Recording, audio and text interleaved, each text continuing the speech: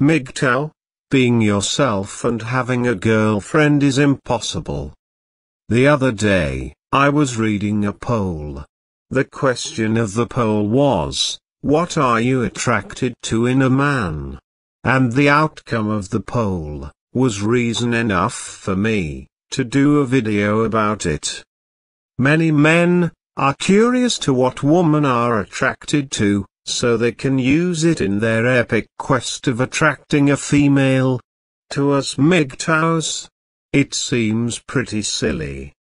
Are you able to guess what the top 3 answers were? Well, we all know money is high up the list.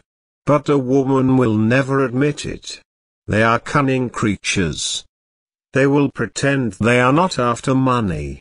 You would say looks are high up the list. But once again, a woman will pretend she is not that shallow. I would also have guessed that they answered something like a good job, or a position of power. But no, my MGTOW friends.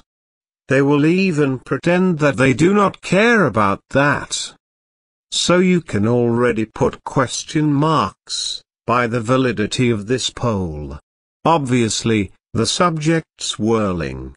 How else would you explain the rich, the good-looking and the powerful always have the hottest women, and the poor, the ugly, and the powerless have the less desirable women? No, looks, money, and status are the top 3 for sure. But this is a closely guarded secret by the women of the human race.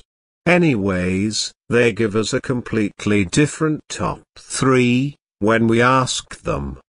On the 3rd place, they are attracted to a man with deep and low voice. Allegedly. On the 2nd place they are attracted to a man that is confident. Classic. And the 1st place. You won't believe how ridiculous this is. On the 1st place, little over 2,000 women claimed they are most attracted to a man who stays himself in every situation. Here is where I bursted out laughing. Because, if you are in a relationship with a woman, you cannot be yourself in every situation. They will make that impossible for you. That is the origin of the mangina. If you are in a relationship, you have to be sharp 24/7. You have to be able to adapt in a matter of seconds. To avoid arguments and anger. You have to be quick on your feet, every single minute of the day. And I started wondering, are those women actually doing this on purpose? Are they trying to fool us or something? That at first, they drive us to adapt, change opinion, change mood and change our style. And if we don't, they punish us with arguments and mental torture. But then like it, if we don't do that. This is what we call a confusion offensive. You confuse your enemy until he breaks into submission. It is a classic tactic of war. You put in contradicting information, until your subject is driven completely crazy, and puts his arms forward to be shackled. And I have putted it to the test. If you have been in a relationship, you might be familiar with this situation. Imagine. You had a great day at work. People were friendly. They complimented your work and it was just awesome. Now you come home and your girlfriend is on the couch. So you ask, how was your day? And she replies, it was shit. What a horrible day. Everything about it sucked. I might as well stayed in bed today.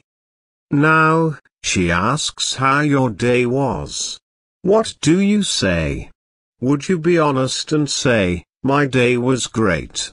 Maybe. But sooner you would say, yeah, oh well, it wasn't that great either. Why? Because you the man adapts.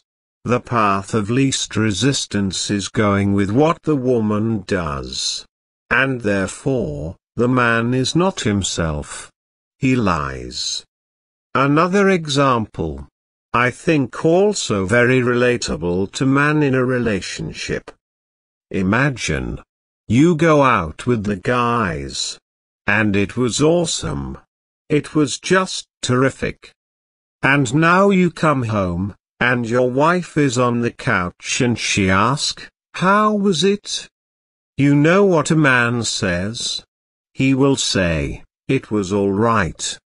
But in this scenario, the man is honest. He says, "It was great. I have laughed so much, it was amazingly awesome.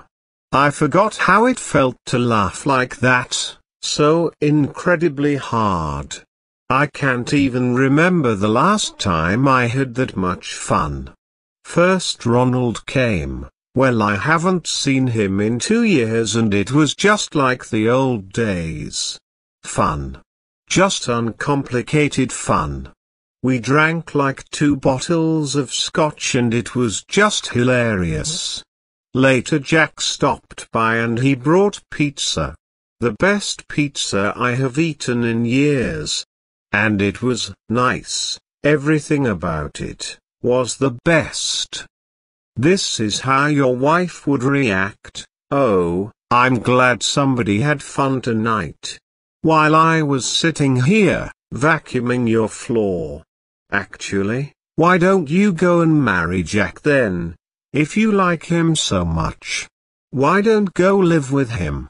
If you makes you laugh so hard, huh? If his pizza is so delicious. Let's see if Jack puts up with your smelly socks." And you go, "Baby, take it easy." And she, "No. Don't touch me. Leave me alone." And you, "Come on baby, you are overreacting." And she, "No. Don't you ever think I cook for you again." So what do you do as a man? You lie. You are not honest. Just because the woman will kill you, if you answer her truthfully. In a relationship, you, as a man, are constantly busy, figuring out what the best answer is. The truth doesn't matter. Every answer you give to your girlfriend is tailor-made on the situation. Her situation, mostly. There are variables that play a part, like her emotional condition on that moment. What people are around, and how the atmosphere in the conversation previously was. Needless to say, you can never be yourself. You can never stay constant. You have to change and adapt during the day, when dealing with a woman. Yet, they say they are attracted to a man that stays himself. Don't you believe it? They are not.